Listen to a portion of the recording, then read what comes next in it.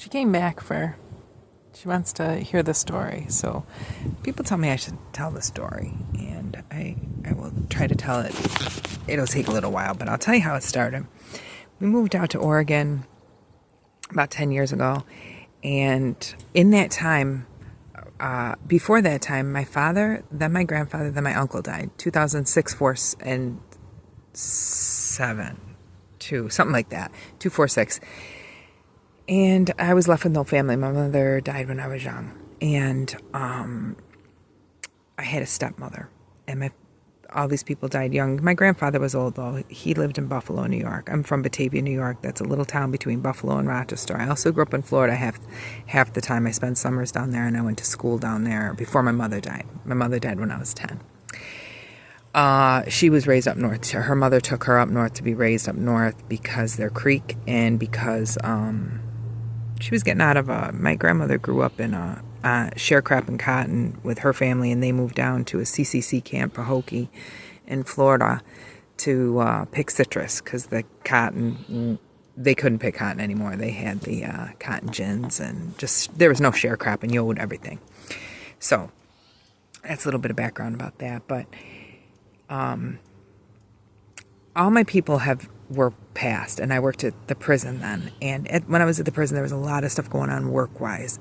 So with these deaths, with my father's death, it was shady, and it was tragic. He had quit drinking for a year, and then surprise, surprise, one night he decided to drink and died that night.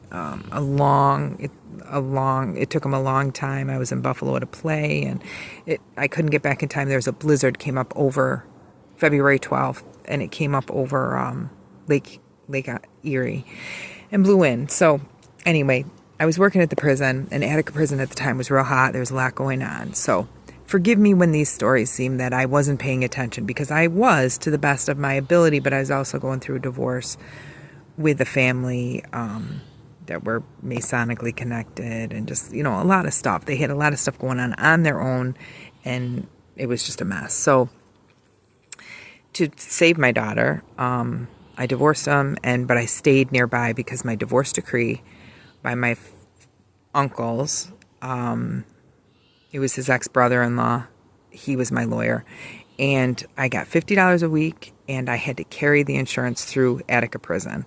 But he wasn't my first lawyer. My first lawyer was a prison lawyer that I went in front of a judge with to get the initial divorce done, and I had to, drop him right after that. But I got the other lawyer. That was my uncle's ex-brother-in-law. And my uncle had died by then.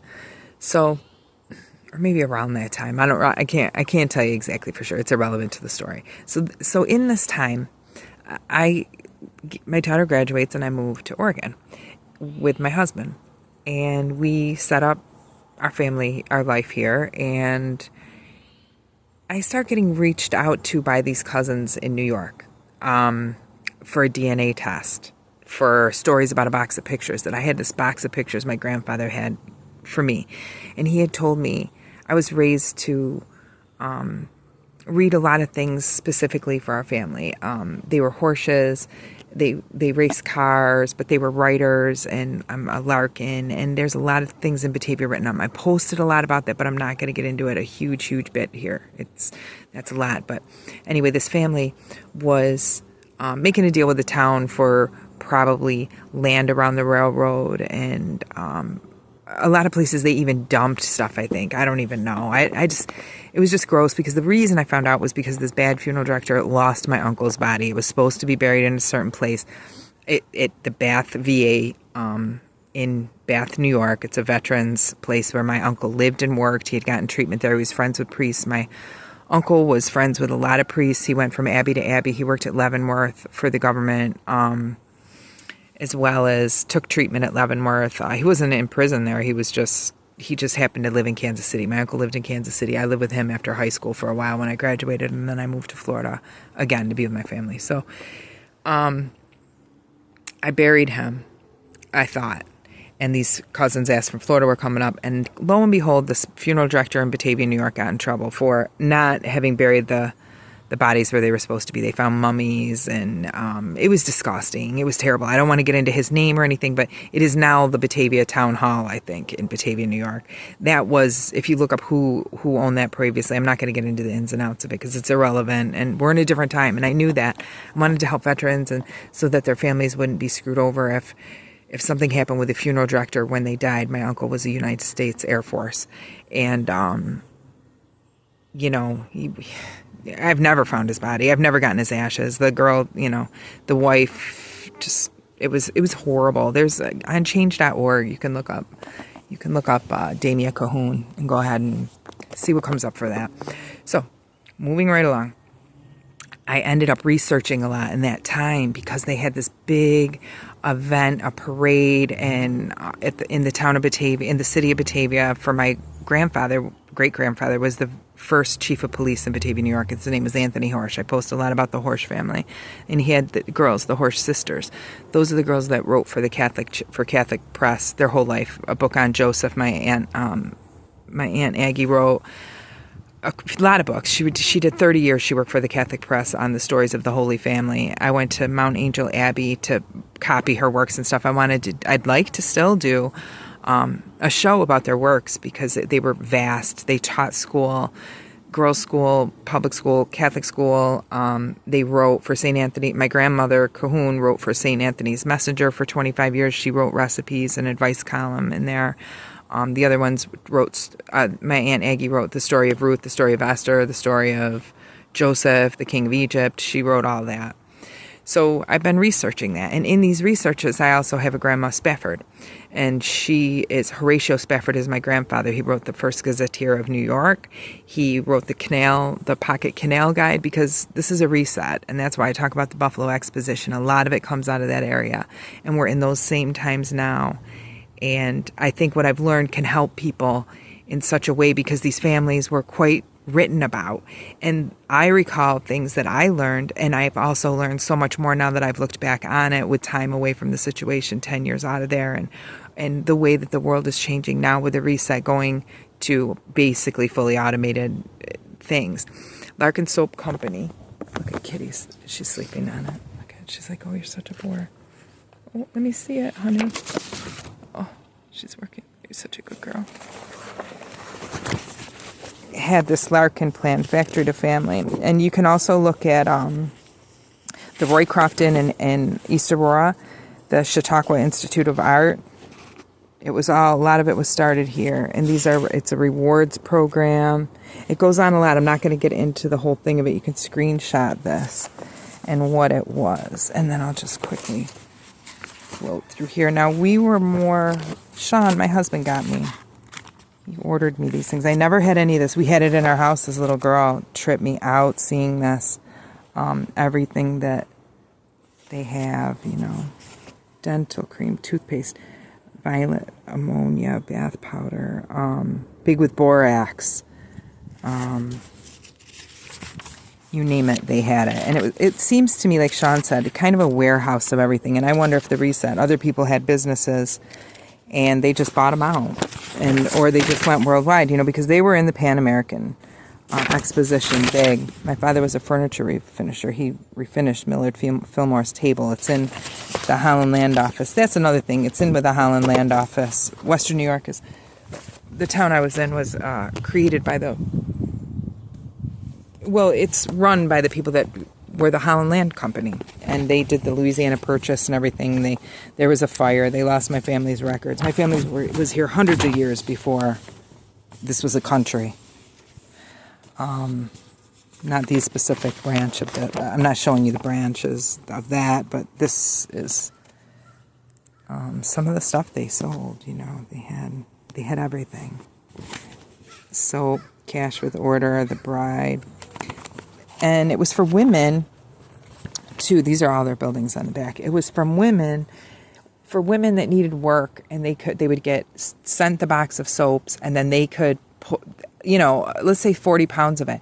That's also going through the rural mail and the Granges to get delivered to country places because everybody didn't have a store back then. This is the late 1800s. And as well, there was the whole canals were a thing. We were a water world. This is just about 10 minutes. Let me stop here and we'll continue. I'll post this and then I'm going to have to erase it and then I'll post another one. So it may be like, I apologize to my nice people that have decided to follow me when I do all my kitty and dog videos and everything. And I love all that. But I'm going to try to get this stuff out now on this phone because I've got no data. I have lots of data. Just share. That was the other thing.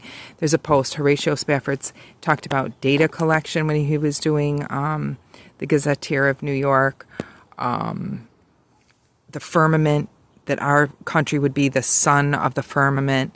And when you look at the Larkin catalog here, okay, they're not saying this right here, but Pan, the Pan-American is the god Pan, child of Hermes and, oh my God, Penelope maybe? I'd have to look. But anyway, that was part of the reset, this whole reset in the short season, I believe. So I'll get into that a little bit more, but that was why I researched, and I researched so heavily. But I was raised with my grandfather who knew all of these things and was a writer. He was a writer for all kinds, not just the Catholic press, Buffalo News, Buffalo Courier. He ran a sportsman's car club, rally race. He took me on rally races to Pennsylvania, Virginia, Ohio. We went up to Maine. We went up to Vermont on runs as a kid, but mostly they were local. But he also did research for our family that whole time, and he took a picture of me breaking into the Holland Land Office. He said, "Make it look like you're breaking in the window here," because they were always lying to him about our family records and what they could find and what they couldn't. You can go through. I've got emails from them, or they don't know, and I also have all the receipts of they were written about. My family was written about, and they're just being erased. And it's erasure. It's erasure for all of us. We've all gone through this, and I just found out and learned, but I have no power or money, so there's nothing I can do with this other than I keep trying to come up with a museum idea to do a show, or a show on the beach is what I really want to do with mermaids and stuff like that, because Ralph Cahoon, if you look at Ralph Cahoon, that's a relative. He wrote mermaid. He did a lot of artwork on mermaids. He was a mason, mermaids and airships, air balloons, and the United States Navy, the French Navy, all of them, and taking mermaids and the start of what we call now America. So it's been so interesting, and I hope I can share it. But this is the kind of old lady way I'm going to do it for now, and I hope to get it better, because I've got 40 notebooks, and lots of publishers say, "Oh, we'd love to," but you don't want just a vanity publisher and pay for that and sit on books, and we don't have grocery money for that. You know what I mean? I don't know if everybody would be interested, but I hope they are. And if I get feedback here that they are, then that's worth investing in. But I think people have a lot of problems now, and the most that I hope for is that some of the things that I've seen will help you get through it, because they are gaslighting me, and you can see it. You can look on my posts and you'll see it. I have all the receipts. Look at Adam Frank, look at Alana Cahoon. They're married. They took my name, my family's name, and they're using it for some reason. I can't imagine why. It's all on my page. You can go on there. He works for the University of Rochester, and he studies stars, supposedly. But anyway, that's the times we live in. So everybody's going through these kind of cases with family, and I just write it off. You write it off and let it go, and God will take care of it. And better things will come of the ugly that was done. And that's always been the case. 15 years in Attica prison I did, and I helped a lot of people. I hope I did. I mean, I think I did. There was exonerations. There was times when it was so heated that the only thing cool in the room would be your attitude, and I kept it cool and didn't lose it. And everybody can do that, because I'm hot-tempered. I have a lot of bad lines in my family, terrible lines, and I hope I can remove those hereditary curses that people say happen. I want to remove that, and I've always tried to live as, we were raised like that. There's a code in my family, and some people would say that's Rex Deuce or whatever you want to call it, but it's doing on to others as you would have done, and do for them, not talk about it, not put it out there. You're not supposed to do that. You're supposed to keep that in and do that for God, for Jesus, live like Jesus. But in these times, they just pretend it never happened. And And that's fine because God sees. But you don't have to pretend. And you can talk about the good things you do. And I want to talk about not particularly the good things I did, but the good things that my family had done and how it's been rewritten. You know, they put down that Horatio Spafford was bad with his money.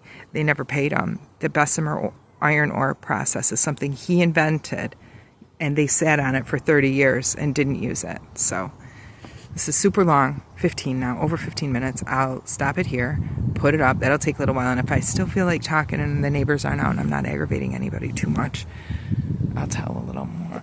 We'll see. Thank you, Kitty, for being such a good listener.